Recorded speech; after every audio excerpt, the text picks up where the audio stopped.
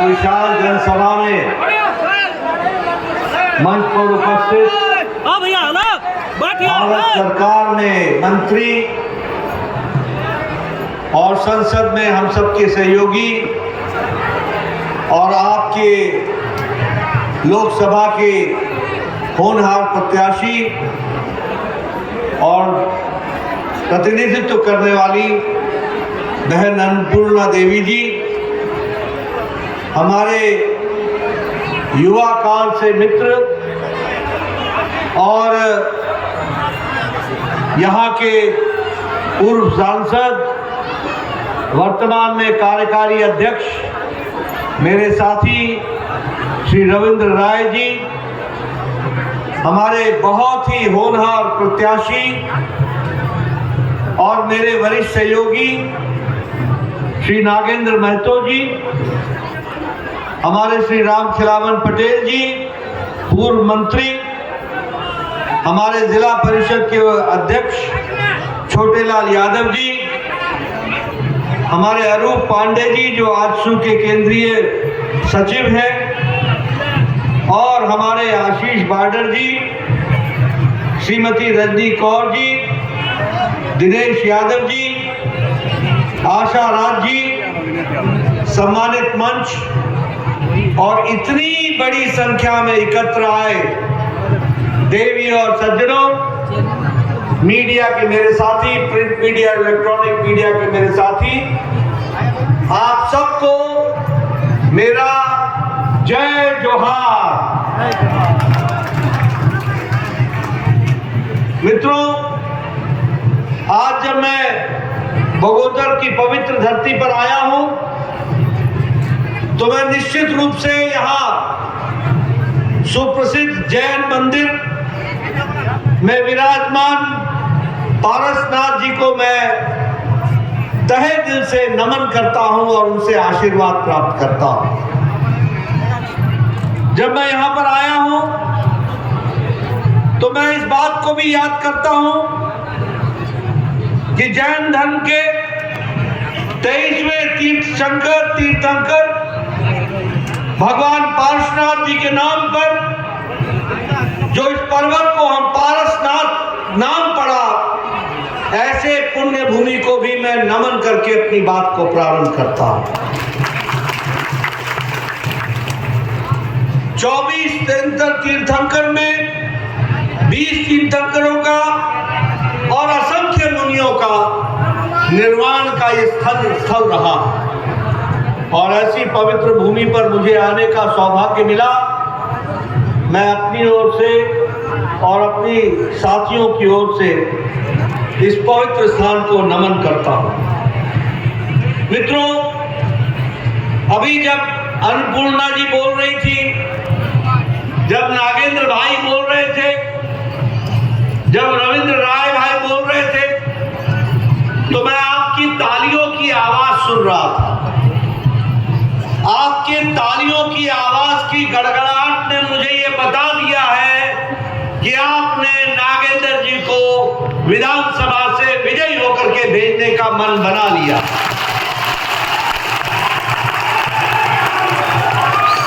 और एक तरीके से भारतीय जनता पार्टी और एनडीए के पक्ष में, आजसू के पक्ष में एक तरफा हवा बह रही है। लोगों ने मन बना लिया है कि वो इस भ्रष्ट सरकार से छुट्टी पाए और विकास के साथ अपने आप को जोड़ने के लिए आगे बढ़े। मैं यहां ये भी कहना चाहता हूं कि झारखंड का हितैषी आप अपने ध्यान में ले लीजिए, भारतीय जनता पार्टी को छोड़कर और कोई नहीं है।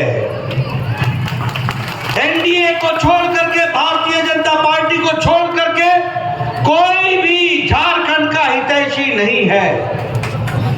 झारखंड का हितैषी है तो वो भारतीय जनता पार्टी और एनडीए है।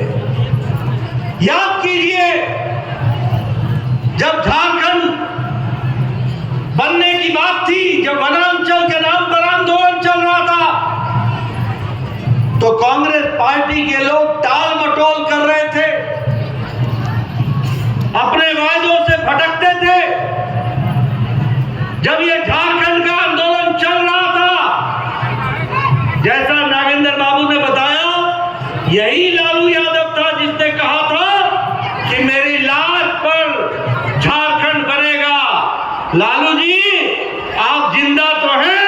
लेकिन झारखंड भी विराजमान है और वो वंश पूरे आन शान शान के साथ। और इसको बनाने का श्रेय भारत रत्न श्रीमान अटल बिहारी वाजपेयी जी को जाता है, जिन्होंने झारखंड बनाया। और अब हम ये कह सकते हैं कि बनाया भी हमने है और संवारा भी हमने है और आगे संवारेंगे तो हम ही संवारेंगे, इस बात को भी हमको ध्यान में रखना है। मित्रों, मैं यहां ये भी कहना चाहता हूं इस धरा के बारे में कि झारखंड की चिंता और झारखंड को मुख्य धारा में लाने का काम हमारे नरेंद्र मोदी जी की सरकार ने किया है। अगर भगवान बिरसा मुंडा जी के जन्मदिन को आदिवासी गौरव दिवस बनाने का नाम काम किया, वही हमने झारखंड के हमारे आदिवासी भाइयों को और आदिवासी नेताओं को हमेशा मुख्य धारा में लाकर याद किया। फिर चाहे वो पोटो हो, फिर चाहे वो तिलका माझी हो, फिर चाहे वो चांद भैरव हो, फिर चाहे वो नीलांबर पीतांबर हो, फिर चाहे वो सिद्धो कानो हो, इन सबको याद करने का काम और मुख्य धारा में झारखंड की जमीन से जोड़ करके आगे बढ़ाने का काम किया। तो हमारे प्रधानमंत्री मोदी जी ने याद करके इनको आगे बढ़ाया और झारखंड के गौरवमय इतिहास को याद करके देश के सामने इसको स्थापित किया, देश में बताया, दुनिया में बताया। आज भगवान बिरसा मुंडा को हर आदिवासी, चाहे वो हिमाचल का आदिवासी हो, चाहे वो हमारे उड़ीसा का आदिवासी हो, चाहे वो छत्तीसगढ़ का आदिवासी हो, चाहे वो गढ़चिरौली का आदिवासी हो, कोई भी आदिवासी या भगवान बिरसा मुंडा को अपना आराध्य देव मान करके चल रहा है। ये हमने आदिवासी भाइयों की दृष्टि से प्रधानमंत्री मोदी जी ने भगवान बिरसा मुंडा के विषय को आगे बढ़ाने का प्रयास किया है। और यहां पर मैं एक बात और कहना चाहता हूं कि हमारे झारखंड के वीर वीरांगनाएं, हमारे झारखंड के भाई, जिनका इतिहास इस बात के लिए जाना जाता है, चाहे अंग्रेजों का राज था, चाहे अन्य का राज था, हमारे वीर वीरांगनाओं ने अत्याचारी शासन को उखाड़ फेंका है। और अब समय आ गया है कि यही वीर वीरांगनाएं इस बार झारखंड से झारखंड मुक्ति मोर्चा, कांग्रेस पार्टी और आरजेडी को उखाड़ फेंकेगी और भारतीय जनता पार्टी और एनडीए की सरकार बनाएगी। मित्रों, एक बात याद रखना, जहां झारखंड मुक्ति मोर्चा है, जहां कांग्रेस पार्टी है, जहां आरजेडी है, वहां भ्रष्टाचार है। जहां झारखंड मुक्ति मोर्चा है, जहां कांग्रेस पार्टी है और जहां आरजेडी है, वहां भाई भतीजावाद है। जहां झारखंड मुक्ति मोर्चा है, जहां कांग्रेस पार्टी है और जहां आरजेडी है, वहां परिवारवाद है। आपने याद रखना, ये परिवारवाद के सूचक हैं, ये भ्रष्टाचारी करने वाले लोग हैं और ये भाई भतीजावाद करने वाले लोग हैं और ये आपके हक के हिस्से को लूटने वाले लोग हैं। और इसीलिए मैं यहां पर कहना चाहता हूं कि आपकी गूंज दूर दूर तक जानी चाहिए और 20 तारीख को नागेंद्र बाबू को चुनाव जिता करके आपको भेजना है और झारखंड के मुख्य धारा में आपको आगे आने में पूरी ताकत लगानी है। मैं यहां पर एक बात और बोलना चाहता हूं कि आदरणीय प्रधानमंत्री जी के 10 साल के शासन को आपने देखा। अन्नपूर्णा देवी जी आज भारत सरकार में मंत्री हैं, मोदी जी के नेतृत्व वाले में चलने वाली सरकार में, तीसरी सरकार में। आप समझिए किस तरीके से हर स्थान को आगे बढ़ाने का काम प्रधानमंत्री मोदी जी ने किया है। आपने 10 साल उनके काम के तरीकों को देखा है। जो कहा है सो किया है, जो नहीं कहा है वो भी करके दिया है। ये मोदी जी की सरकार है, इसको हमको याद रखना। और इसीलिए हम ये कहते हैं कि मोदी जी की सरकार की गारंटी मतलब गारंटी पूरी होने की गारंटी है। इस बात को हमको समझना है। मित्रों, मैं यहाँ आप सबसे इस बात की भी चर्चा करना चाहता हूँ कि चाहे हमारे आदिवासी भाई हो, चाहे हमारे ओबीसी भाई हो, चाहे हमारे अन्य समाज के भाई हो, सबको बराबर की दृष्टि से आगे बढ़ाने का काम किसी ने किया है तो नरेंद्र मोदी जी की सरकार ने किया है। हमारे आदिवासी भाइयों को जिनको वर्षों से उपेक्षा हो रही थी, उनका बजट मोदी जी ने 3 गुना बढ़ा दिया, 3 गुना बढ़ा दिया। हमारे आदिवासी भाई जो एकलव्य रेजिडेंशियल स्कूल में पढ़ा करते थे, जिनको पढ़ने की सुविधा नहीं थी, जो दूर दराज गांव में रहते थे, उनके बच्चों को रेजिडेंस के स्कूल में लाकर पढ़ाने के बजट को 21 गुना बढ़ा दिया ताकि हमारा आदिवासी भाई का कोई बच्चा पढ़े लिखने पर से वंचित न रहे, उसको पढ़ाई लिखाई की व्यवस्था की जाए। इस बात को किया गया। हमारे आदिवासी भाइयों की उपज पहले 10 उपज पर एमएसपी मिलती थी, आज प्रधानमंत्री मोदी जी ने 90 उपज पर आदिवासी भाइयों को एमएसपी देने का काम किया। इसको भी हमको याद रखना चाहिए। और हमारे आदिवासी भाइयों के लिए प्रधानमंत्री जनमन के तहत उनकी शिक्षा, उनका स्वास्थ्य, उनको गांव में पीने का पानी, उनको गांव तक पहुंचने वाली सड़क, उनको खेती में सुविधा, इन सारी बातों के लिए अलग से 24,000 करोड़ रुपए खर्च करके उस काम को आगे बढ़ाया। और इसके साथ साथ हमारे ओबीसी भाई, हमारे पिछड़ा भाई, जिनकी उपेक्षा होती थी, कभी सोचा नहीं था कि इनको भी हम मुख्य धारा में लाएंगे। आजकल ये Rahul Gandhi OBC OBC OBC कहता है। ये काका कालेलकर की रिपोर्ट पर बैठे रहे इनके दादा, इनकी दादी, ये मंडल कमीशन के रिपोर्ट पर बैठी रही इनकी दादी, ये मंडल कमीशन के रिपोर्ट पर बैठे रहे इनके पूज्य पिता। इनको तब ओबीसी की चिंता नहीं रही, तब इनको ध्यान में नहीं आया कि पिछड़ा वर्ग है। अगर पिछड़ा वर्ग को मुख्य धारा में लाने का काम किया तो जब भारतीय जनता पार्टी के समर्थित सरकार थी तब हुआ, और आगे बढ़ाने का काम किया तो नरेंद्र मोदी जी ने किया। ये भी आपको ध्यान रखना चाहिए। और मैं यहां पर यह भी बताना चाहता हूं कि OBC commission, other backward caste commission, पिछड़ा वर्ग का कमीशन, इसको संवैधानिक दर्जा देने का काम भारत की संसद में तब हुआ जब नरेंद्र मोदी जी भारत के प्रधानमंत्री बनकर के उन्होंने इस काम को किया, और जब अन्नपूर्णा देवी मेंबर पार्लियामेंट बनकर के इस काम को पूरा कर रही थी, तब जाकर के काम हुआ। और आज हम लोगों ने संकल्प लिया है कि एससी एसटी इनकी रिजर्वेशन को यथावत रखते हुए हमारे ओबीसी भाइयों के लिए 27% का आरक्षण शैक्षणिक संस्थानों में और नौकरियों में दी जाएगी, सुनिश्चित की जाएगी। इस बात को भी हम लोगों ने आगे बढ़ाया। इसलिए मित्रों, हर दृष्टि से विकास को आगे बढ़ाने का काम हुआ है। मैं यहां ये भी आपसे चर्चा करना चाहता हूं, आज मोदी जी के नेतृत्व में देश कितना आगे बढ़ रहा है, इसको आप जानिए। और हम चाहते हैं कि यही तेजी झारखंड में भी आनी चाहिए।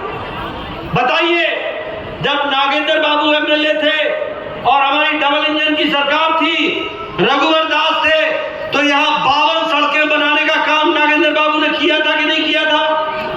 विकास का काम चल रहा था कि नहीं चल रहा था?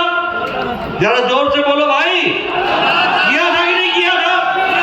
पानी पहुंचाने का काम चल रहा था कि नहीं चल रहा था? गांव तक सड़क बनाने का काम चल रहा था कि नहीं चल रहा था? ये जो माले के प्रतिनिधि आए, इन्होंने खून खराबा को ही आगे बढ़ाया और आपके काम को ब्रेक लगा दिया, ब्रेक लगा दिया। और इसलिए मैं बोलना चाहता हूं, आज मोदी जी के नेतृत्व में जब हम सरकार की बात करते हैं तो दुनिया में कोरोना के बाद अमेरिका की अर्थनीति लड़खड़ा गई है, यूरोप की अर्थनीति लड़खड़ा गई है, जापान की अर्थनीति लड़खड़ा गई है, ऑस्ट्रेलिया की अर्थनीति लड़खड़ा गई है। लेकिन दुनिया में अगर इंटरनेशनल मॉनेटरी फंड और अन्य संस्थान बोलते हैं तो उनको उजाला कहीं दिखता है, ब्राइट स्पॉट कहीं दिखता है तो वो भारत दिखता है जो पूर्ण दृष्टि से आगे बढ़ रहा है। और इसीलिए हम ये भी कहना चाहते हैं कि प्रधानमंत्री मोदी जी के नेतृत्व में 5 गुना एग्रीकल्चर का बजट बढ़ा दिया गया है, 5 गुना। स्टील के, इस्पात के मैन्युफैक्चर में हम दूसरे नंबर पर खड़े हैं। एक समय में हमारे खिलौने भी चाइना से आते थे, हमारे गणेश भगवान भी दीपावली के दिन में और लक्ष्मी माता भी दीपावली के दिन में चाइना से बनकर के आते थे। आज भारत खिलौने बनाने में दुनिया में तीसरे नंबर का एक्सपोर्टर बन गया और आगे बढ़ चला है। ये आज हमारी परिवर्तन है। आज ऑटोमोबाइल इंडस्ट्री में, आज गांव-गांव में बताओ मोटरसाइकिल पहुंचा है कि नहीं पहुंचा है? बोलो, गांव-गांव में लोग मोटरसाइकिल खरीद रहे हैं कि नहीं खरीद रहे? ऑटोमोबाइल इंडस्ट्री में भारत तीसरे नंबर का मार्केट बन गया, तीसरे नंबर का मार्केट। इसलिए विकास की एक नई कहानी लिखने का काम और इंफ्रास्ट्रक्चर में लगभग 10 सालों में 19 लाख करोड़ रुपए खर्च हुए हैं और इसी तरीके से विकास के काम को आगे बढ़ाया गया है। मित्रों, मैं यहां एक बात और आपसे कहना चाहता हूं। आपको जानकर खुशी होगी कि आज इंटरनेशनल मॉनेटरी फंड और नीति आयोग इस बात को बता रहा है कि भारत की गरीबी की रेखा के नीचे रहने वाले 25 करोड़ लोग आज गरीबी की रेखा से ऊपर उठ चुके हैं, वो गरीबी से निकल चुके हैं। कितने लोग हैं? 25 करोड़ लोग। और भारत की अति गरीबी 1% से भी कम हो गई है। क्यों हुई है? कैसे हुई है?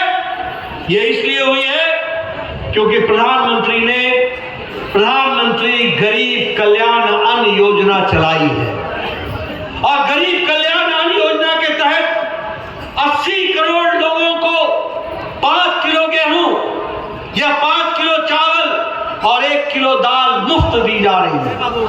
कोई भूखा नहीं है, कोई भूखा नहीं है।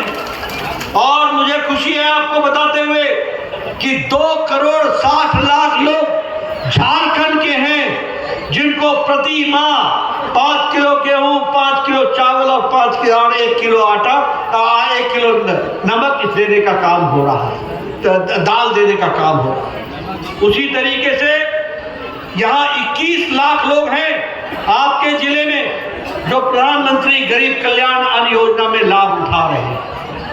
मैं यहाँ ये भी आपको बताना चाहता हूँ, आयुष्मान भारत जिसकी शुरुआत रांची से प्रधानमंत्री मोदी जी ने की थी, आज हमारे 55 करोड़ लोग 5 लाख रुपए का सालाना, हर साल 5 लाख रुपए का गंभीर बीमारी से लड़ने के लिए इलाज की व्यवस्था की गई है।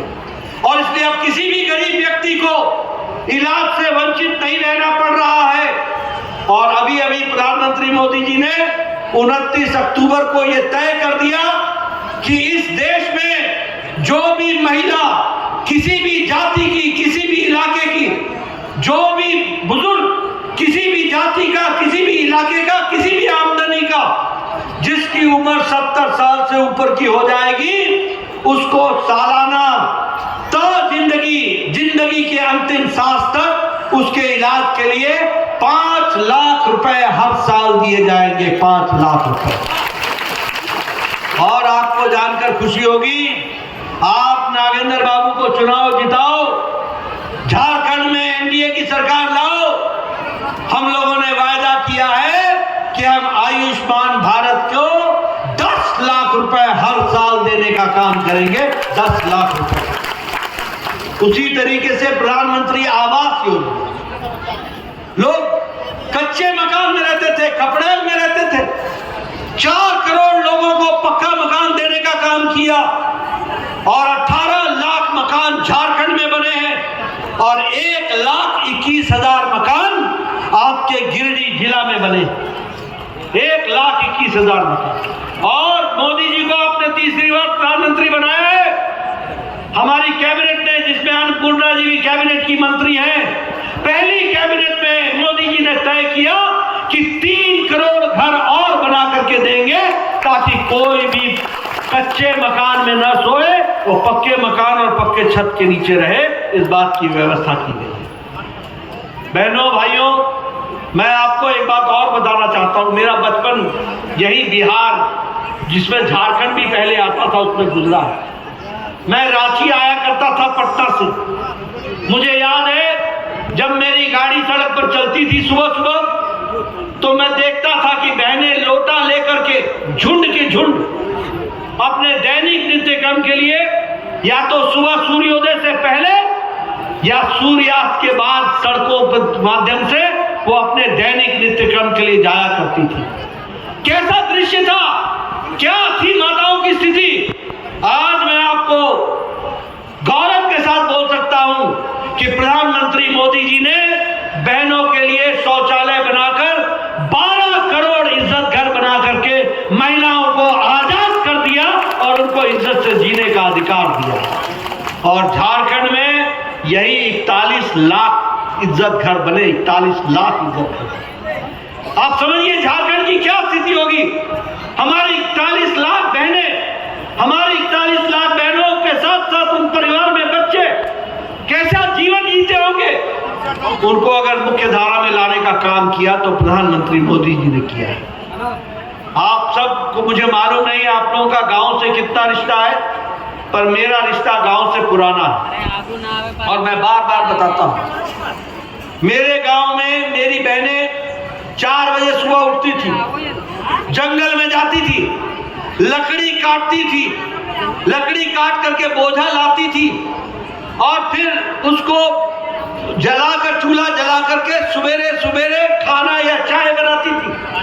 और आपके यहाँ पता नहीं बहनें क्या बोलती हैं, लेकिन हमारे यहाँ उसको फूकने के लिए एक नली होती थी जिसको हम फूकनी बोलते हैं। फूकनी, मुझे मालूम नहीं कि आप क्या बोलती हैं, वही बोलते हैं। वो फूकनी से फूकती थी, चूल्हा जलाती थी, धुआं होता था। एक एक बहन 200 सिगरेट का धुआं अपने छाती पर लेती थी, तब जाकर के चूल्हा जलता था। आज प्रधानमंत्री मोदी जी ने आपको आजाद कर दिया और 11 करोड़ से ज्यादा उज्ज्वला योजना में आपको गैस का सिलेंडर और चूल्हा पहुंचाया गया और आपको आजादी दिलाने का काम किया। उसी तरीके से मेरे किसान भाई, 11 करोड़ 78 लाख किसान, जिसमें से 20 लाख किसान ये झारखंड के हैं और उसमें से 1,60,000 किसान गिरिडीह के हैं, जिनको हर चौथे महीने मोदी जी की तरफ से 2-2 हजार रुपए प्रधानमंत्री किसान सम्मान निधि में मिलता है। और इसलिए ये प्रधानमंत्री अन्य योजना, आयुष्मान भारत, उज्ज्वला योजना, उजाला योजना, इन सब के कारण आज के प्रधानमंत्री किसान सम्मान निधि, इन सब के कारण आज 25 करोड़ लोग गरीबी की रेखा से ऊपर आ गए और उनके विकास के काम को आगे बढ़ाया गया। मैं यहां पर यह भी बताना चाहता हूं कि झारखंड को मोदी जी ने हमेशा मुख्य धारा में रखा है। आपको कांग्रेस के जमाने में, यूपीए के जमाने में दिल्ली से 80 करोड़ रुपए, 80 लाख करोड़ रुपए मिले थे, 80,000 करोड़ रुपए मिले थे। और मोदी जी के टाइम पर पिछले 10 सालों में, अन्नपूर्णा जी आप मेरे को करेक्ट कर दीजिएगा, 3 लाख करोड़ रुपए झारखंड को दिए गए हैं ताकि आपका विकास हो सके और उसको जोड़ा जा सके। आयुष्मान भारत मोदी जी का विशेष योजना, अगर मुद्रा योजना की बात करें, उसको लागू दुमका से किया गया, झारखंड की धरती से।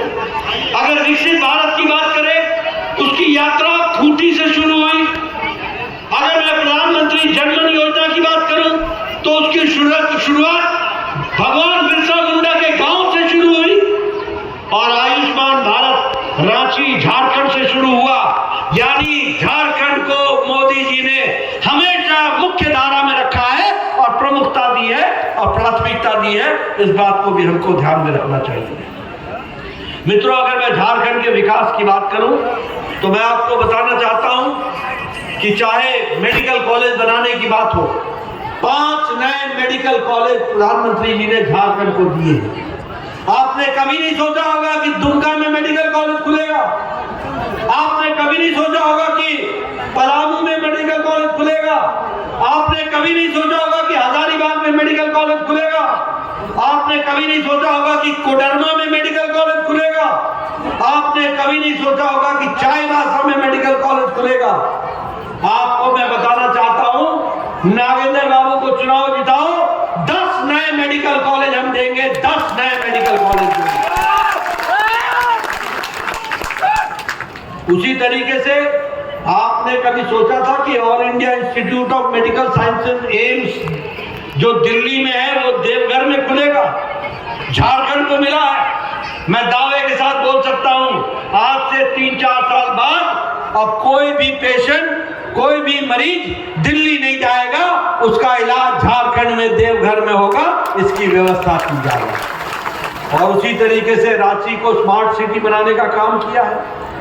आपके देवघर में एयरपोर्ट बन गया, आपके धनबाद, हमारे जमशेदपुर में एयरपोर्ट बन गया, रांची के एयरपोर्ट का विस्तार हो गया। 12 वंदे भारत ट्रेन आज झारखंड से होकर के जा रही है और झारखंड से चल रही है 12 वंदे भारत ट्रेन। इसलिए विकास की एक नई कहानी लिखी जा रही है। सड़कें बनने में, आप बताओ, हाईवे बन रहे हैं कि नहीं बन रहे हैं? जरा जोर से बोलो, हाईवे बन रहे हैं कि नहीं बन रहे हैं? रोडवेज बन रहे हैं कि नहीं बन रहे हैं? 4 लेन बन रहा है कि नहीं बन रहा है?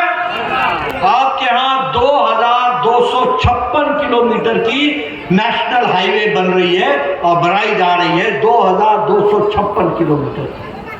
आपको वाराणसी से लेकर रांची और रांची से कलकत्ता 6 लेन ग्रीन कॉरिडोर, इसका काम शुरू हो गया है और बहुत जल्द अब काशी से लेकर कलकत्ता तक रांची होकर के 6 लेन की सड़क जाएगी और विकास की एक नई कहानी लिखी जाएगी। मित्रों, आप बताओ कि डबल इंजन की सरकार चाहिए, दुगनी गति से चलने के लिए चाहिए कि नहीं चाहिए? सिंगल इंजन चाहिए या डबल इंजन चाहिए? बोलो, जरा जोर से बोलो, सिंगल इंजन चाहिए या डबल? अगर डबल चाहिए तो नागेंद्र बाबू रांची के विधानसभा में होने चाहिए। इसकी आपको चिंता करनी। और मैं नागेंद्र बाबू के बारे में बोलना चाहता हूं।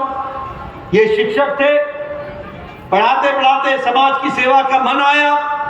इन्होंने लंबे समय तक समाज की सेवा की है, आपके लिए काम किया है और स्कूल के लिए, विशेष करके स्कूलों का नवीनीकरण के लिए इन्होंने विशेष काम किया है। और मैं यहाँ ये भी आपको बताना चाहता हूँ कि बगोतर के पॉलिटेक्निक कॉलेज की इन्होंने स्थापना करने में पूरा योगदान किया, स्कूल के नवीकरण में किया और पिछड़े और वंचित लोगों को सुगम शिक्षा देने में, उसमें भी इन्होंने काम किया। जैसा मैंने पहले बताया कि 54 सड़कें बनाने का भी काम इनको श्रेय जाता है। इसको आपको ध्यान में रखना चाहिए। और आप बताओ, यहाँ का जो माले का एमएलए है, उसके समय में महिलाओं को बांध करके पीटा गया था कि नहीं पीटा गया था? बलात्कार हुआ था कि नहीं हुआ था? इनके चहेते थे कि नहीं थे? ऐसे लोगों को आने दोगे क्या? ऐसे लोगों को आने दो? जोर से बोलो भैया, आपको दिल्ली में अगर इनको नहीं लाना है तो कमल पर मोहर लगाना है और बटन दबाना है। इसकी आपको चिंता करनी चाहिए। मित्रों, हमारे पूर्व साथियों ने आपको बता दिया है, लेकिन देखो 23 तारीख को आप हमारी सरकार बनाएंगे, 24 को कैबिनेट होगी और उसके बाद गोगो दीदी योजना को लागू कर दिया जाएगा और हमारी बहनों को 2100 रुपए हर महीने मिलना शुरू हो जाएगा। साल का 25,000 मिलेगा। इस बात पर भी हमको ध्यान रखें। उसी तरीके से लक्ष्मी जोहार योजना में गैस का सिलेंडर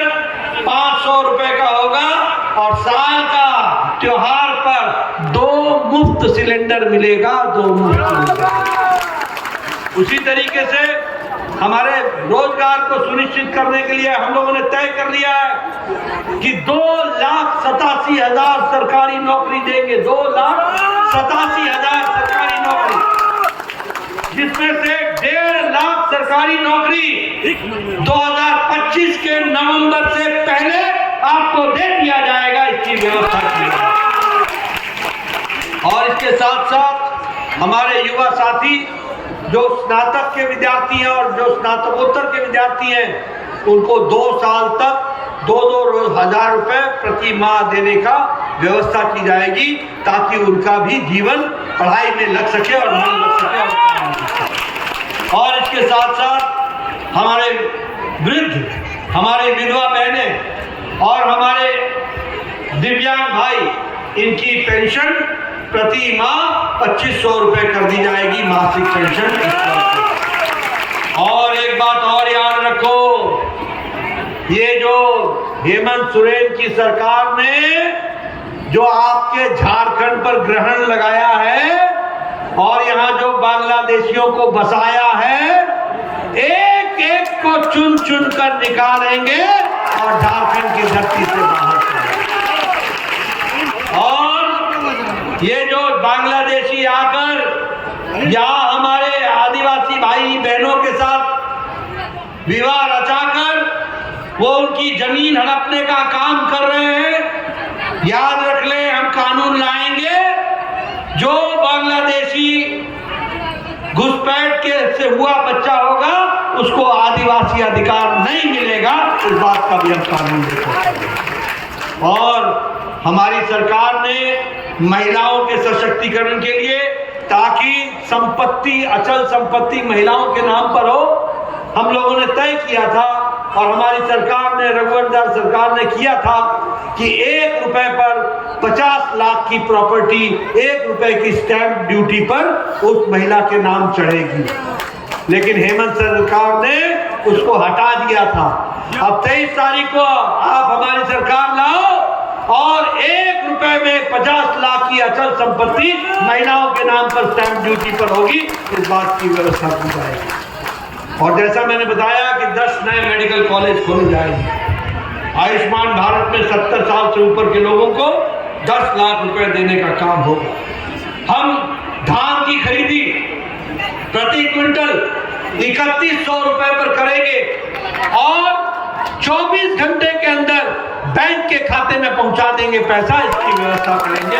इसको जिनकी 5 एकड़ तक की भूमि होगी उनको 1 एकड़ पर हम कृषि आशीर्वाद योजना में 5,000 रुपए देंगे। और इसलिए इन सारे कामों को आगे बढ़ाने के लिए आपसे मेरा निवेदन है कि आप हमारे नागेंद्र बाबू को चुनाव जिताएं और आगे भेजें, ताकि हम इस काम को कर सकें। मित्रों, मैं एक बात और बताना चाहता हूं, ये सरकार क्यों उखाड़ के फेंकनी है? ये इसलिए फेंकनी है क्योंकि ये चोरों की सरकार है। ये सरकार, हेमंत सरकार, ये चोरों को साथ देने वाली सरकार है। और ये हेमंत सरकार आपके हकों पर डाका डालने वाली सरकार, आपके हितों पर डाका डालने वाली सरकार। इसलिए इसको घर भेजना जरूरी है। बोलिए, इसको घर भेजेंगे ना? घर भेजेंगे ना? जरा जोर से बोलो, घर भेजोगे ना? मैं आपको बताना चाहता हूं, ये झारखंड माइनिंग स्कैम, ये 5,000 करोड़ रुपए का स्कैम हुआ। ये हेमंत सरकार की देन है। ये जल जीवन मिशन में 4,000 करोड़ रुपए का घोटाला हुआ है। ये लैंड स्कैम, जमीन के घोटाले में, जिसमें हेमंत सोरेन जेल होकर के आए हैं। और एक बात सुन लीजिए, हेमंत सोरेन अभी भी आरोपी हैं, उनके ऊपर आरोप है, वो दागी हैं, वो दाग से बचे नहीं हैं, वो बेल पर छूटे हैं। और ये यूपीए के नेता सभी या तो जेल में है या बेल पर है, यही इनकी कहानी है। ये लैंड स्कैम, ये जमीन का घोटाला, 200 236 करोड़ रुपए का, ये रूरल डेवलपमेंट का स्कैम, ये 37 करोड़ रुपए का, जिसमें एक मंत्री ये आलमगीर आलम, 12वां आलमगीर आलम, आपके क्या क्या आलम है, आपके मंत्री के पीए के घर से 20 करोड़ निकलता है और खुद जेल में है। बोलो ऐसे लोगों को आने देना है क्या? जोर से बोलो, आने देना है क्या? अगर नहीं आने देना है तो नागेंद्र की आवाज को मजबूत करना पड़ेगा और उसके लिए आवाज को बढ़ाना पड़ेगा। उसी तरीके से मनरेगा में 36 करोड़ रुपए का स्कैम, सीएम जेल होकर के आए हैं और इनके अफसर अभी भी जेल में हैं। बोलो क्या कर दिया झारखंड का हाल? झारखंड जहां हमारे आदिवासी भाई, जहां हमारे ओबीसी भाई ईमानदारी के लिए जाने जाते हैं, जहां हमारे लोग राष्ट्रभक्ति के लिए जाने जाते हैं, जहां हमारे आदिवासी और हमारे ओबीसी भाई मुख्य धारा में शामिल होकर के राष्ट्र को बढ़ाने के लिए जाने जाते हैं, वहां ऐसे भ्रष्टाचारी लोगों को क्या आप आगे बढ़ने देंगे क्या? और नहीं बढ़ने देंगे तो आपसे मैं अंत में यही निवेदन करने आया हूं कि आप प्रधानमंत्री मोदी जी को मजबूत करें, डबल इंजन की सरकार बनाएं, यहां भी हमारी सरकार बने, एनडीए की सरकार, और अन्नपूर्णा जी दिन रात मेहनत करके काम कर रही हैं, ये आपके इलाके के विकास में दिन रात जुटी हुई हैं, इनको भी आप मजबूती प्रदान करें और इनको मजबूती तब आएगी जब आप नागेंद्र जी को मजबूत करेंगे। इसलिए आप पूरी ताकत लगाएं और यहां से चुनाव जिताएं। इन्हीं शब्दों के साथ बहुत बहुत धन्यवाद। जय भारत, जय झारखंड, जय जोहार। आग्रह करें, धन्यवाद ज्ञापन आशीष बनर्जी, धन्यवाद ज्ञापन करेंगे आशीष बनर्जी।